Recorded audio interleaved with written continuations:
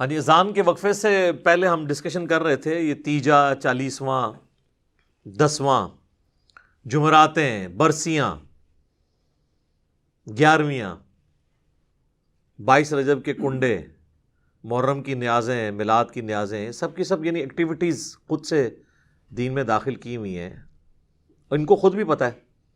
اب تو نوبت یہاں تک آ گئی ہے کہ ایون 40ویں کے کارڈ چھپتے ہیں، جس طرح آپ کی شادی کارڈ ہوتے ہیں، اخبارات کے اندر بڑے بڑے اشتہارات چھپتے ہیں۔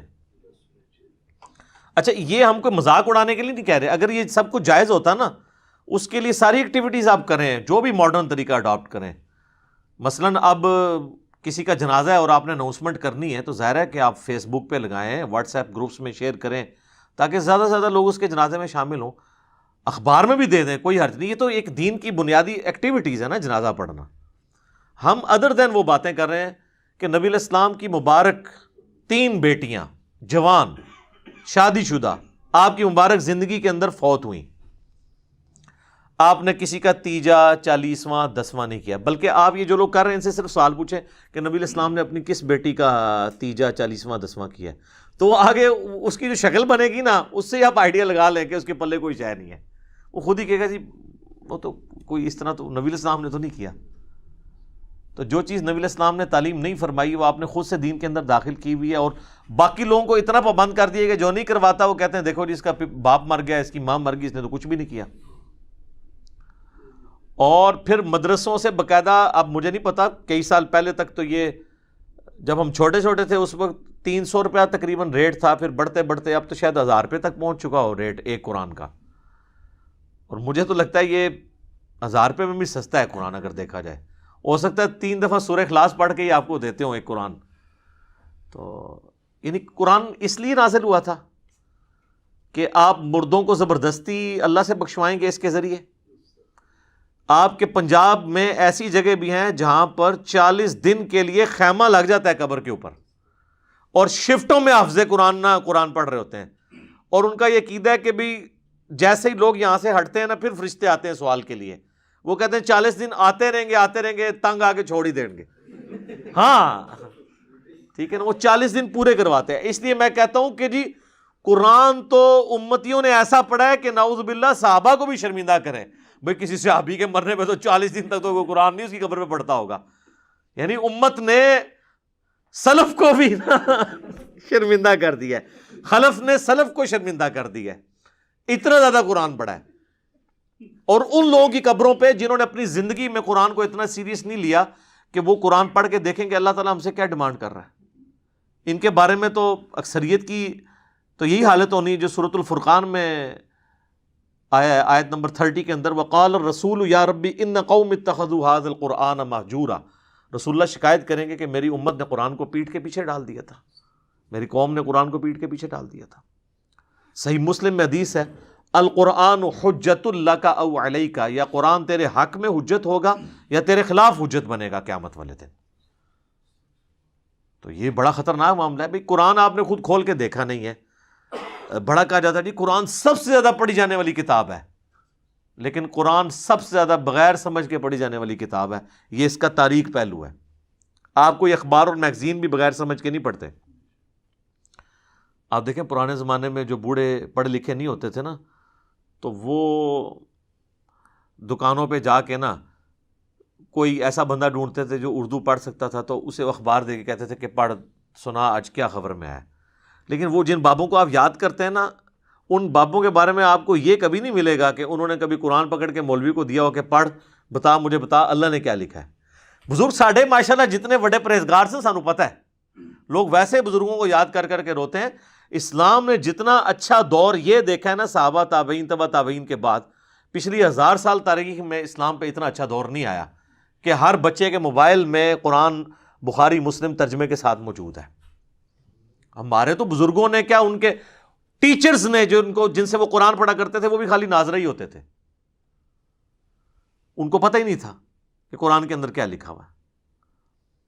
بہرحال یہ یعنی اس طرح کی رسومات چل رہی ہیں، اور باقاعدہ آپ دیکھیں میت کے اوپر وہ سوگ کرتے ہیں۔ سوگ تو ٹھیک ہے، بخاری مسلم میں حدیث ہے کہ میت کے اوپر 3 دن سے زیادہ سوگ نہیں ہے، سوائے بیوی کے وہ اپنے خاوند کے مرنے پہ 4 مہینہ اور 10 دن سوگ کرے گی. 3 دن سوگ کرنا ہے آپ نے، بالکل وہ تو درست ہے. لیکن وہاں جا کے وہ پھر الفاتحہ کہتے ہیں، اور ایک دفعہ سورۃ الفاتحہ، پھر 3 دفعہ سورہ اخلاص پڑھ کے تو مردے کو وہ اصالِ ثواب کرتے ہیں. اور جتنی دفعہ کرتے ہیں وہ مطلب وہ کر کے کرتے ہیں. دعائیں مغفرت کریں آپ، میں نے دعائیں پہلے بتائی ہیں. اس طرح قرآن پڑھ کے بخشنا تو ثابت نہیں ہے. اور اولاد اگر خود پڑھ رہی ہے قرآن تو وہ آٹومیٹکلی ثواب ملے گا. اولاد کو تو بخشنے کی ضرورت بھی نہیں، اور اس کے لیے ماں باپ کا مرنا بھی ضروری نہیں، زندگی میں بھی ان کو ثواب ملے گا. پھر وہ کلمہ بھی پڑھا جاتا ہے. کہتے ہیں جی 70,000 دفعہ کلمہ جس نے اپنی زندگی میں پڑھ لیا وہ بخشا گیا. اور کئی جو بوڑھیاں ہیں، بوڑھے ہیں، انہوں نے اپنے لیے پڑھ کے رکھے ہوتے ہیں، اور ایکسٹرا پیکج بھی بنا کے رکھے ہوتے ہیں. انہوں نے اپنے کوئی قریبی فوت ہو جائے نا تو اس کو کہتے ہیں یار یہ میری طرف سے 70,000 دفعہ، مراد یہ کہ یہ لے جنت کا ٹکٹ. اور یہ بڑے بڑے ذمہ دار علماء نے یہ کام کیا ہے. آپ فضائل اعمال ذرا کھول کے دیکھ لیں، اس کے اندر ایک واقعہ موجود ہے. نبی الاسلام کی وفات سے آلموسٹ 650 سال کے بعد کا یہ واقعہ ہے، کیونکہ وہ شیخ قرطبی جو ہیں وہ ان کا ٹائم پیریڈ یہی بنتا ہے. وہ کہتے ہیں جی شیخ قرطبی کا بیان ہے. شیخ قرطبی کو بھی بیچارے کو نہیں پتا ہوگا، اس کی طرف ایک منسوب ہے. شیخ زکریا کاندھلی فضائل اعمال میں لکھتے ہیں کہ انہوں نے نا وہ ایک ایسے نوجوان سے ملے کہ جسے کشف ہو جایا کرتا تھا کہ کون جنت میں ہے اور کون جہنم میں. اللہ اکبر. صحابہ کو نہیں ہوتا تھا. آپ حدیث سن چکے ہیں بخاری مسلم کی کہ وہ نبی الاسلام کی برکت سے وہ جو 2 قبر والوں کے اوپر جو ٹہنی کی وجہ سے عذاب کی تخفیف ہوئی، صحابہ کو نہیں پتا چلا کہ اس کے اندر کیا ہو رہا ہے. حضور نہیں بتایا. بلکہ مسلم شریف میں تو الفاظ ہیں آگے کہ میں نے ارادہ کیا کہ میں اللہ سے دعا کروں کہ تمہیں عذاب قبر سنوا دے، لیکن پھر مجھے ڈر ہوا کہ تم اپنے مردوں کو دفنانا چھوڑ دو گے. تو صحابہ نے تو سنا بھی نہیں، دیکھنا تو بڑی دور کی بات ہے. بخاری اور مسلم دونوں میں حدیث ہے، ایک مدعم نامی غلام تھا حضور کا جو آپ کے سواری کا کجاوا کسا کرتا تھا.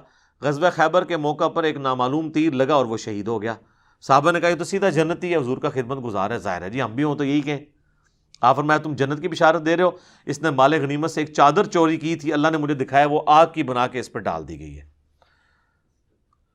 اب باقی اصحاب میں سے اگر کسی نے ایک رسی بھی چھوٹی سی یہ سمجھ کے اٹھائی کہ مال غنیمت میں اس کی کیا ویٹیج ہے اور گھر لے گیا تھا، فوراً گھروں کو باغے لا کے حضور کے پاس جمع کروائی کہ بھئی یہ آپ ہوتے تو آپ کہتے جو کچھ بھی ہیں تیرے محبوب کی امت سے ہیں.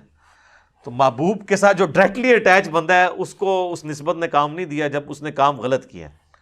کیونکہ محبوب کے ساتھ تو آپ کی رشتہ داری ہو سکتی ہے، اللہ کا کوئی رشتہ دار نہیں ہے سر. اللہ کے ساتھ کسی کی رشتہ داری نہیں ہے. تو آپ جو مرضی لوگوں کے بارے میں فیصلہ کریں. بال وہ شیخ قرطبی کہتے ہیں کہ جی اس نے نوجوان نے چیخ ماری، اس نے کہا میری ماں کو جہنم کی جانب لے کے جا رہے ہیں فرشتے. تو وہ شیخ کہتے ہیں کہ میں نے دل میں ارادہ کیا کہ میں نے یہ سنا ہے کہ جو 70,000 دفعہ کلمہ پڑھ لے اس کی مغفرت ہو جاتی ہے. تو کہتے ہیں میں نے اس کی تصدیق کرنی تھی کہ یہ جو کہتے ہیں نا آواز آئی، پتہ نہیں یہ آواز ٹھیک آئی ہوئی ہے کہ غلط، قرآن حدیث میں تو کہیں نہیں ہے. تو کہتے ہیں میں نے دل ہی دل میں نا وہ 70,000 دفعہ کلمہ پڑھا ہوا TCS کروا دیا کوریئر سروس کے تھرو، اور دل میں نے نیت کی کہ میں اس کی ماں کو بخشتا ہوں. کہتے ہیں تھوڑی دیر بعد وہ نوجوان مسکرانا شروع ہو گیا کہ وہ 70,000 دفعہ کلمہ اسے پہنچ گیا، اس کی وجہ سے اس کے لیے جنت کا فیصلہ ہو گیا. اور شیخ فرماتے ہیں مجھے اس واقعے سے 2 چیزوں کی تصدیق ہو گئی. ایک تو یہ تصدیق ہوگی کہ یہ صاحب کشف جو ہے یہ صحیح ہے، واقعی اس نے دیکھا ہے، یعنی وہ جہنم سے جنت کا فیصلہ ہوا ہے. دوسرا مجھے یہ بھی تصدیق ہوگی کہ 70,000 دفعہ کلمہ اگر کسی کو TCS کروا دیا جائے ارجنٹ میل سروس کے تھرو تو اس کی وجہ سے اس کی مغفرت ہو جاتی ہے. یہ ان کا معیار ہے چیزوں کو چیک کرنے کا، کہانیاں بنانے کا، ان میں رنگ بھرنے کا. تو سر جب آپ لوگوں کو یہ چیز بتائیں گے تو لوگ تسبیح پہ لا الہ الا اللہ کلمہ ہی پڑھیں گے نا، پھر قرآن تو نہیں ترجمے سے پڑھیں گے. اتنی ٹینشن لینے کی کیا ضرورت ہے کہ قرآن ترجمے سے پڑھو پھر اس پہ عمل کرو پھر اس کی تبلیغ کرو. اس کی وجہ چپ کر کے 70,000 دفعہ کلمہ پڑھ لو، دیٹس آل. اور آپ پڑھ لو اور سب کی طرف سے ایک دفعہ پڑھ لو، عیاشی کی زندگی گزارو. کس غیر محسوس طریقے سے انہوں نے امت کا جنازہ نکالا ہے. اسی کی آپ باقیات آپ دیکھ لیں، پھر لے کے بیٹھے ہوتے ہیں گٹلیوں پہ. وہ کہتے ہیں 1.25 لاکھ دفعہ آیت کریمہ 1.25 لاکھ دفعہ جناب کلمہ، اور پھر باقاعدہ جب دعا ہو رہی ہوتی ہے تو اس میں بتایا جاتا ہے کہ اتنے قرآن، اتنا کلمہ، اچھا جی، اور پھر یہ بتایا جاتا ہے جی تیسرا کلمہ اتنی دفعہ، تیسرا کلمہ اللہ سے آتا ہے نا، پہلا کلمہ اتنی دفعہ، درود شریف اتنی دفعہ، اور جو بیچ میں کچھ لچ تلنے والے ہوتے ہیں نا، وہ دعا کے دوران بھی کہہ دیتے ہیں کہ اے جی 1000 دفعہ جو ہے نا سورہ اخلاص میری طرف بھی پاؤ، کیونکہ انہوں نے پڑھا ہے یا نہیں ہے، بال وہ انہوں نے کرنا اس لیے ہوتا ہے کہ مطلب وہ جو لواحقین ہیں ان کو پتہ چل جائے کہ اس نے بھی لچ طلب ہے، اور بعض اوقات تو پوری لسٹ بن کے آتی ہے نا، اس میں نام بھی پڑھے جاتے ہیں کہ اس نے یہ کیا، اس نے یہ کیا، اس نے یہ کیا، تو اگر کسی کا نام سکپ ہو گیا تو وہ اس طریقے سے بھی اپنی انٹری لگواتا ہے۔ جو لوگ ظاہر ہے کہ جی بغیر وضو کے صرف رشتہ داری نبھانے کے لیے جنازے پڑھ دیں، ان سے آپ کچھ بھی ایکسپیکٹ کر سکتے ہیں۔ یہ جتنے پولیٹیکل لیڈرز ہوتے ہیں آپ دیکھیں کتنے صحافی وہاں پہنچے ہوتے ہیں، بس وہ اسی طریقے سے پڑھ دیتے ہیں، کہتے بس ٹھیک ہے ایک حاضری لگوانے کے لیے آئے تھے۔ اسی لیے آپ دیکھیں جنازہ پڑھنے کے بعد وہ ڈھونڈ کے بندے کو مل کے جاتے ہیں کہ بھی تاکہ اس کو انشور کریں کہ ہم نے جنازہ پڑھا ہے، حالانکہ وہ اس کو دعا جنازے کی سن لینا تو اکثر لوگوں کو نہیں آتی ہوتی، تو کیا پڑھ کے گیا وہاں سے، وہ صرف حاضری لگوانے کے لیے آتے ہیں۔ تو یہ ساری ایکٹیویٹیز جو ہے نا دین کے اندر خود سے انہوں نے انجیکٹ کی ہیں، اس کی کوئی دلیل موجود نہیں ہے۔